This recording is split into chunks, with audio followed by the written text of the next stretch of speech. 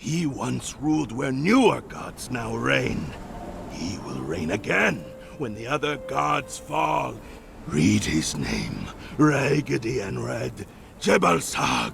Read his name scribed upon the flesh of prey. Jhebbal Sag.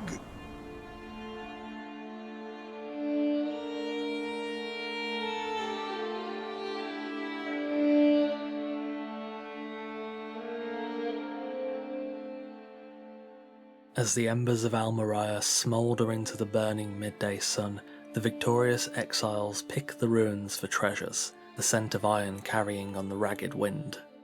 The Stygian army defeated, the victors delve through the rubble, drunk on blood and hungry for loot. Newly revealed by the decimation, a lone exile uncovers a gaping hole beneath the gatehouse, a grim passage shrouded in a curtain of forgotten darkness. Away from his companions, the lone exile steps through the moor and into the lost cavern, the inky veil lifted by his burning torch revealing beneath its flame cave paintings of those long forgotten. In time before now, zealots of beasts lived where the fortress had stood. Perhaps this cave was their refuge. Further ahead, an ethereal blade of light unveils an altar dressed in the remnants of sacrifice, an ancient symbol carved upon the stone, causing the lone exile's teeth to itch and tingle in his skull. Through but a touch with his blood-robed hand, he rouses a darkness from the bowels of time, a god long forgotten whom stepped upon the earth when it was young and fertile. Beasts of feral fury awaken, the thirst for blood and hunger for flesh driving them forth into the world. Their master sees the destruction wrought upon his shrine and the obscenity of civilization across the land. In a tongue old as time itself, the Lord of Beasts calls to his kin. Jhebbal Sag's sacred hunt begins.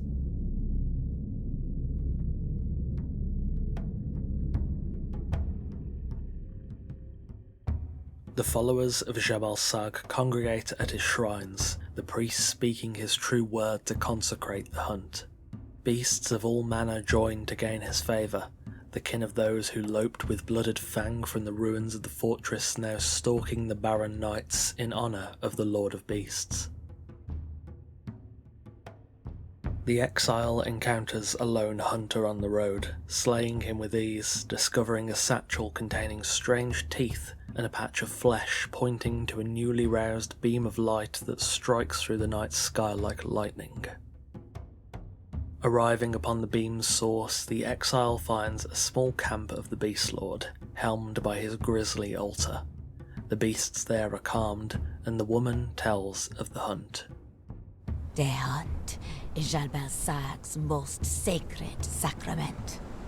We hunt for his glory. In this time of the gathering, we hunt to be his next chosen. The exile joins the hunt. Who would deny the favour of a god, forgotten as they may be?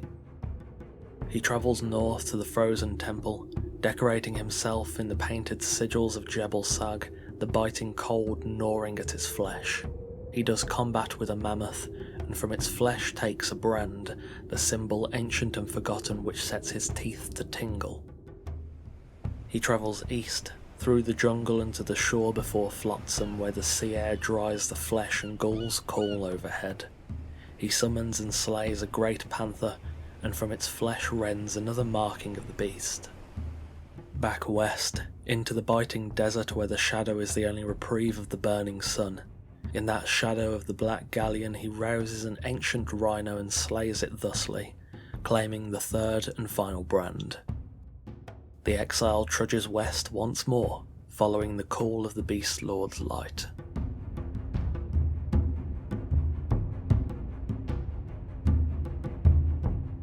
On his journey back to the shrine, the exile stops by a lonely tavern in the beating desert. Flagon of ale in hand, he finds a seat beside a strange-looking fellow with eyes that burn like yellow coals. The stranger talks freely, lusting for a wild place before sniffing out the exile's hunger, not of food deprivation, but for the feast of death-dealing. I wonder, if you are on the hunt. The stranger speaks of the hunt as though he knew of it all, of the champion that awaits the exile in Jhebbal Sag's grove, of a strange darkness that possesses him, and the nature of the beast. I wonder at the nature of gods, how growing divinity turns them into a multiplicity, how each of their extremities might gain agency, like a worm's cloven head becoming two. The stranger offers advice to cleanse the corrupted champion and claim the exile's rightful favour of Jhebbal Sag. He must seek out a forgotten hyena, the first champion of the Lord of Beasts, in a dark, forgotten place below the earth. The exile scours the lands over the coming days, eventually discovering the blood-spattered ruins of Al Moriah. Below the gatehouse he finds the mouth of the cavern from which, unknown to the exile, the Lord of Beasts was first awakened. Within, the exile finds the ancient altar enrobed in gore and sacrifice. Placing a lure, the primeval hyena comes to being, a vicious storm of teeth and claws. The exile slays it, and takes from it a vial of thick and putrid blood, old as time itself. He leaves the shattered fortress behind, back toward the beckoning light for the final time.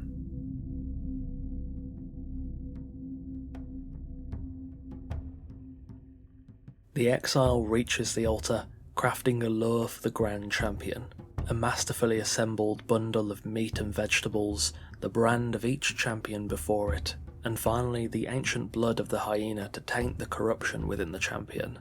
The offering bore a repulsive stench, but after some time the aroma faded. The exile takes the potion of the hunt, and drinking it, fades away into the midnight grove of Jhebbal Sag's sacred garden.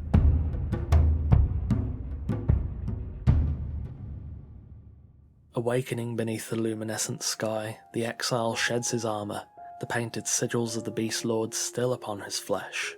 He calls forth the champion with the tainted lure.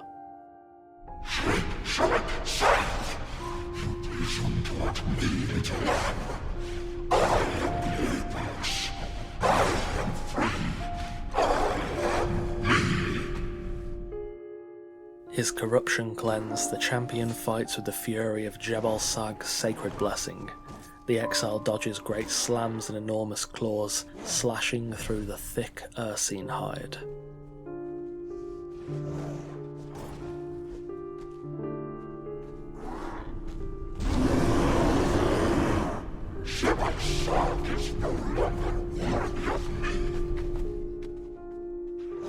The great bear grows frustrated, livid with the prospect of defeat, fighting to keep his title. The exile delivers the final strike, and in his dying moments, the felled champion speaks his last, words that evoke a memory deep within the exile. You cannot kill me. You want to kill flesh. I am an idea. The first idea. There is only empty space and me, and I am but a thought. Nothing is real. There is only empty, frigid space, and you are but thought. The exile takes the teeth from the beast, alongside a strange, rigid horn cloaked in a vile aura, rendering it unusable. He departs the grove as Jhebbal Sag speaks to his fallen champion.